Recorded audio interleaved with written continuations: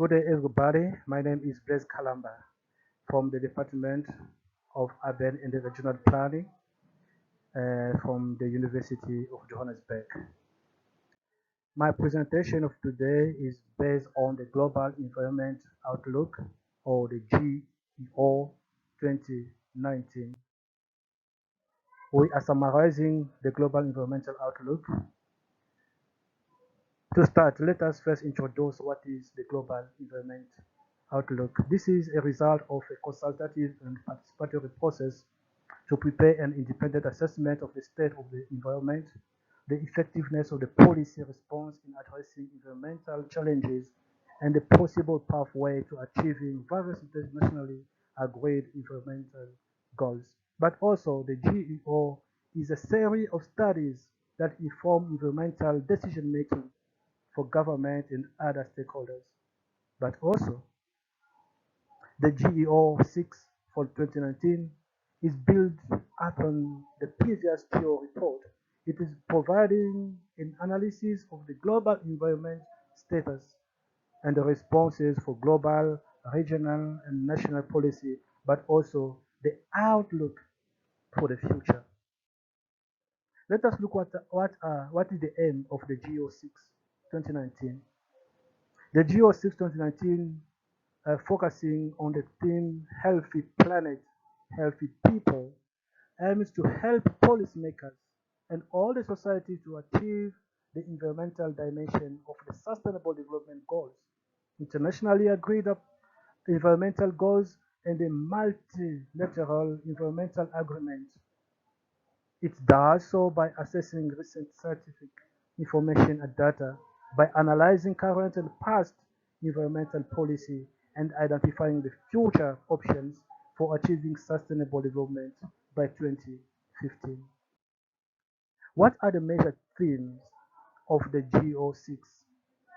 We have four of them, and the first one is, or part one, is based on, or its focuses on assessing the state of the global environment in relation to the key internationally agreed goals such as sustainable development goals.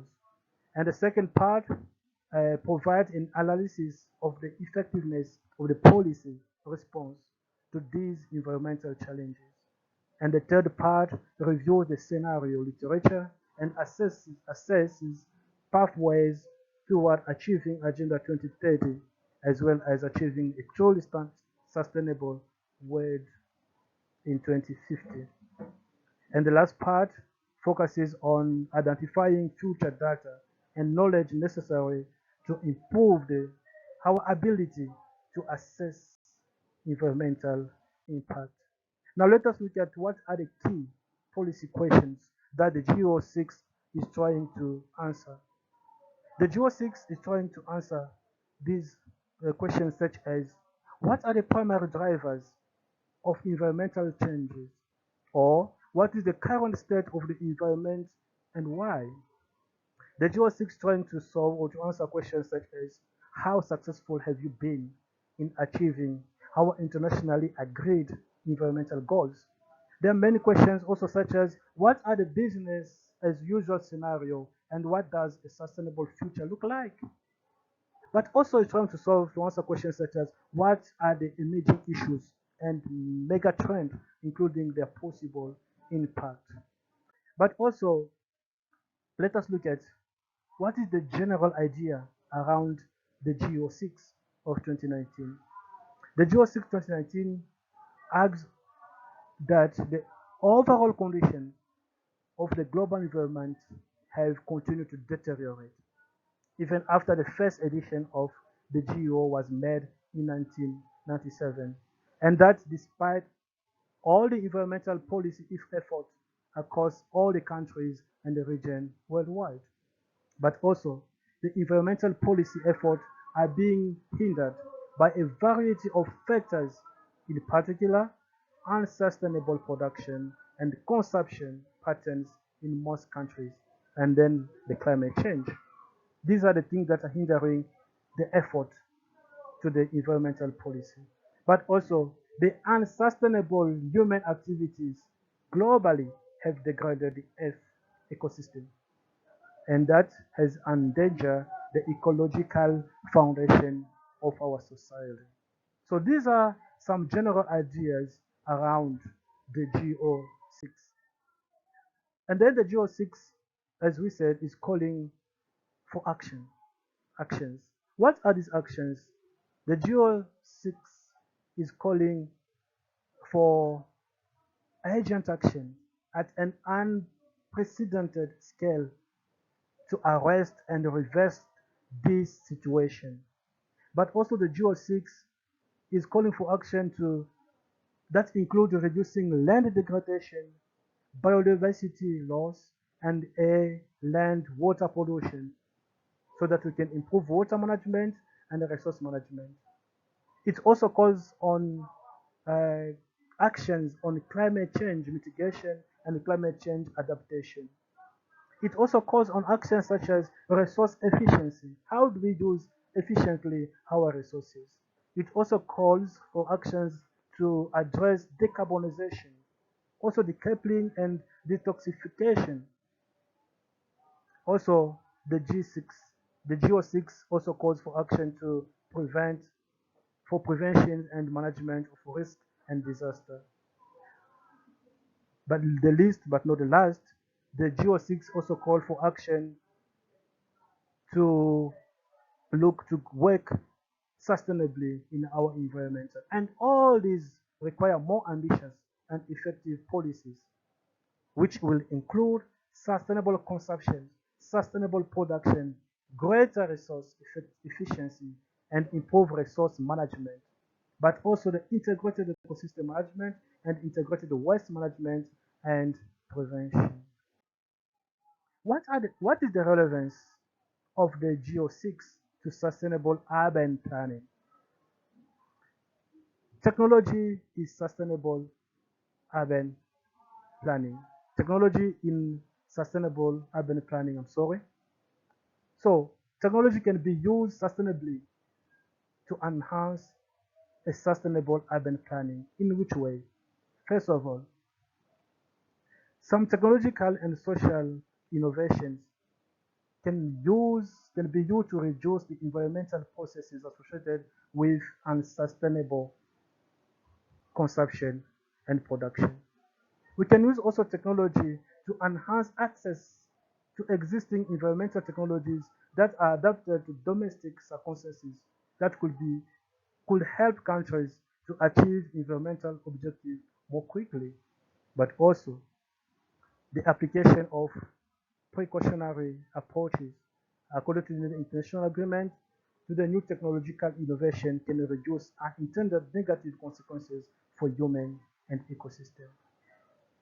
Also, the GO6 uh, can be relevant in that way that uh, countries that prioritize low carbon and countries that use resources efficiently may gain a competitive advantage in the global economy. But also, a well-designed environmental policies and appropriate technology and product can often be implemented in tandem at limited or not cost to grow and competitiveness and can expand the capacity of countries to develop and diffuse innovation technology. So technology can be positive for employment and development while reducing greenhouse gas emission and ultimately facilitating urban sustainable development, such as including the new technology in our everyday lives from home to studies, universities, uh, production, economic production, and social life.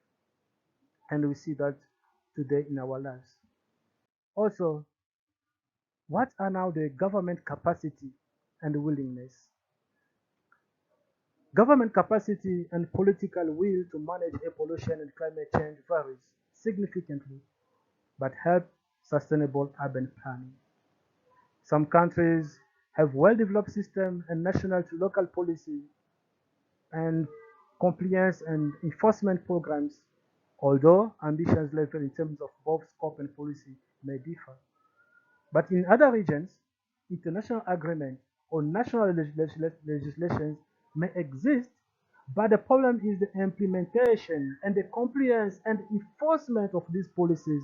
They are lacking. They are very weak from local to government uh, institutions. Therefore, future policy effort can build upon renewed attention to those issues in international forums and several decades of experience with various government strategies in different countries. Now let us look at what are uh, innovative and integrated policy. Okay, some of the innovative and integrated policies we can look at upon, for example, the good governance and substantive progress on decoupling water use from economic growth to increasing water efficiently. Investment in policies by government. So the government needs to invest in the policies in their countries. What is the advantage of the government to invest in the policies in their country for environmental well-being in their cities? Investment in policies that addresses environmental issues can promote human health and well-being, prosperity, and resilient cities. So the government has need to invest in this. This can also mobilize financial resources for sustainable urban development. Sustainable future pathways are intended to create a healthy planet, healthy people. Also, a healthy planet will result in people who live longer, healthier life. All the above points are relevant for achieving a sustainable urban planning and design. And urban planning should take into account every aspect of environmental issues in order to create sustainable cities.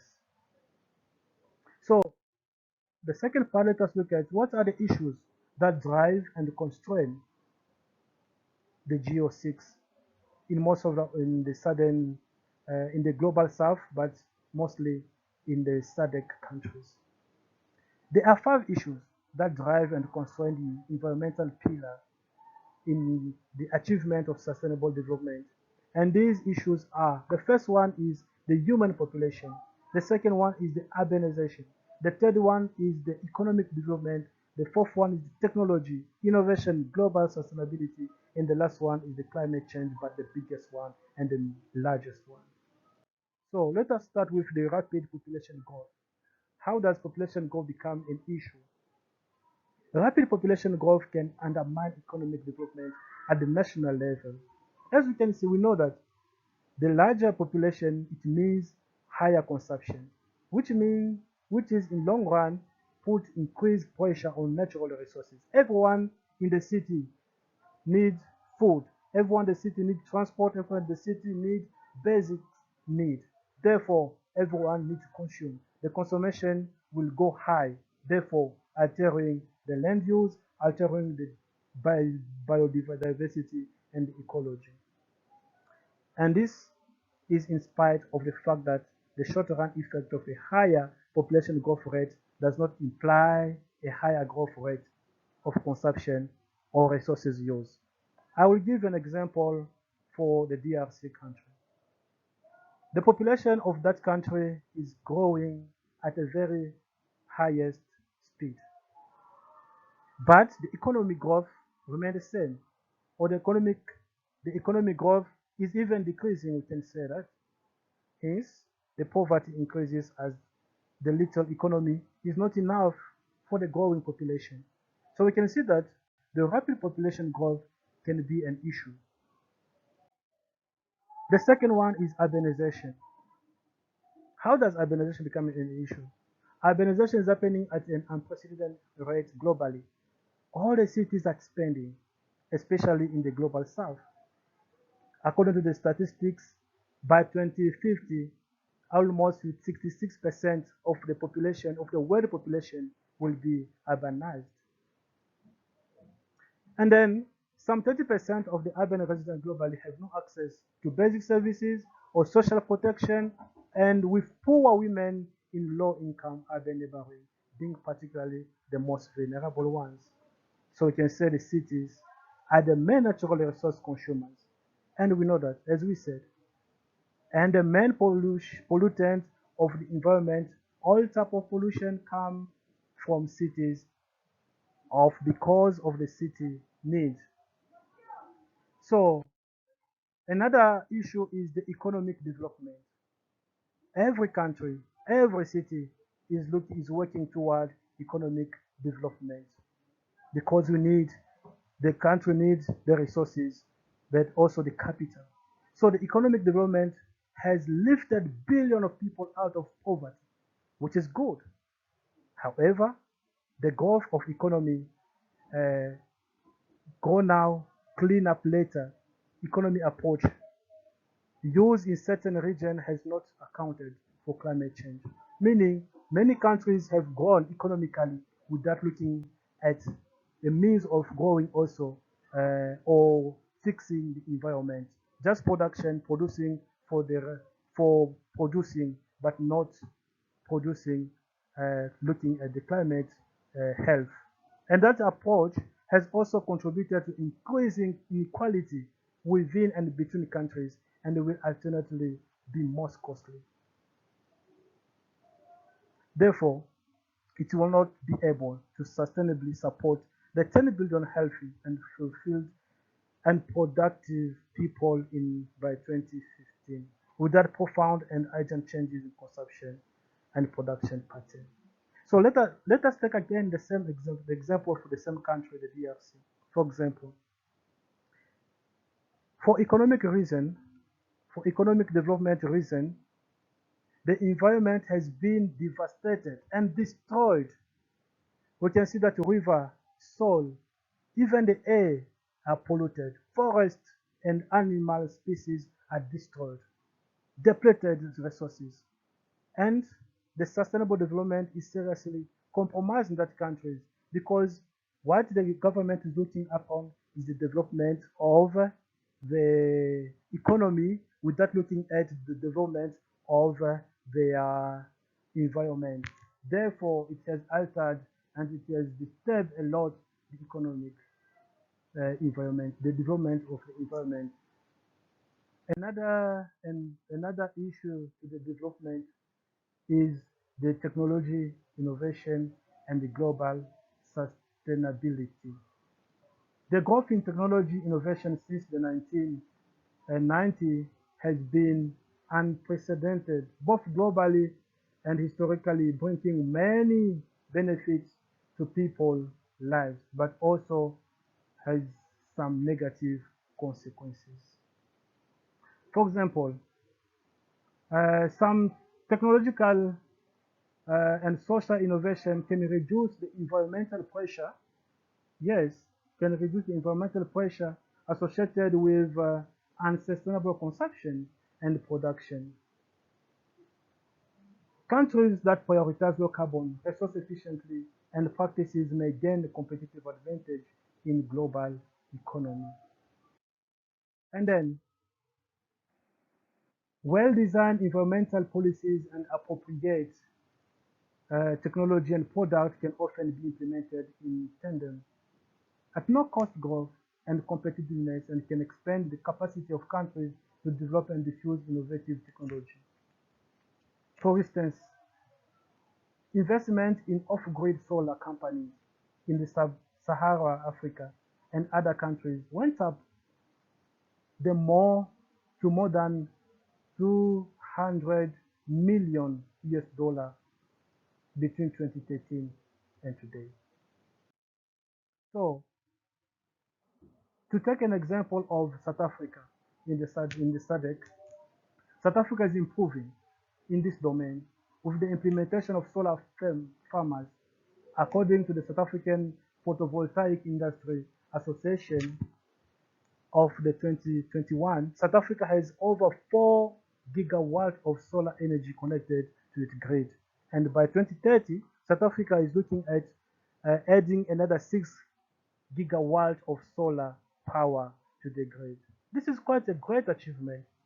and other countries should also follow at, as this is sustainable innovation at the same time job creation. And the last issue is the climate change. Climate change is a priority issue affecting both human systems, including human health and natural systems. Climate change has altered the environment by producing greenhouse gases emission. The higher atmospheric concentration of carbon dioxide also led to ocean acidification and affect the composition, structure, and functionality of ecosystems. The Geo-6 says time is running out to prevent irreversible and dangerous impact of climate change. We need to act. Many of the impacts outlined above are serious or irreversible and may lead to loss of livelihood, increased morbidity and mortality, and economic slowdown. This is true. And measures for more action, more effective adaptation are now urgently required, especially for population and the region with which are in vulnerable situations. As you can see from this diagram, where we see that we have countries that keep on increasing their pollution rate, their emission of the greenhouse gases into the atmosphere. We can see, for example, China, from the year 1990 to the year 2015, there's been a rise and increase year after year of the emission of the greenhouse gases into the atmosphere. But some other countries are improving. For example, the USA, the European Union. We can see Japan is struggling. India also is increasing. But some other countries, they are polluting even less than these big countries.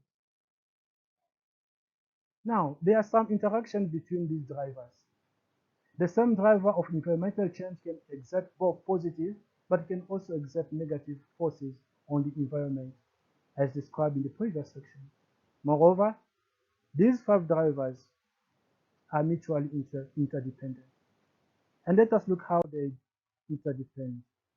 In this table, we have, for example, population growth with the economic growth. The negative impact due to the delay in the demographic windows of opportunity. With technology, people grow faster technological innovation. The more we have more people, well, genius people, very intelligent people, those people can innovate more in technology. These are advantages. But in terms of climate change, the more population growth increase environmental pressure. So more people put more pressure on the environment and therefore climate change. The same can be applied for the other interactions between these drivers. So these aggregated effects are not the same for different regions.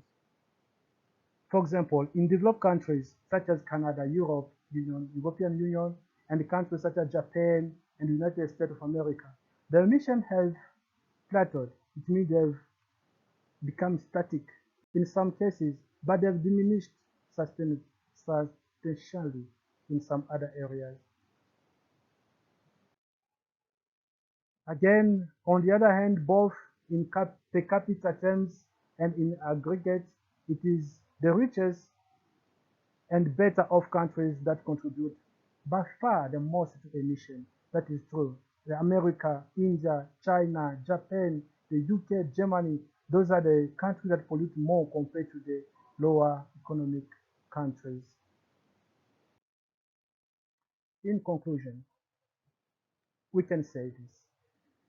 Overall, the world is not on track to achieve the environmental dimension of the 2030 Agenda for Sustainable Development and internationally agreed environmental goals by 2050. Therefore, urgent action, is now needed to reverse this trend, and we need to restore both environmental and human health of the planet.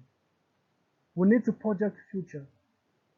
That development is either too slow to achieve the target or even that is moved in the wrong direction, which as showed the Annexure 1 that we're going to see.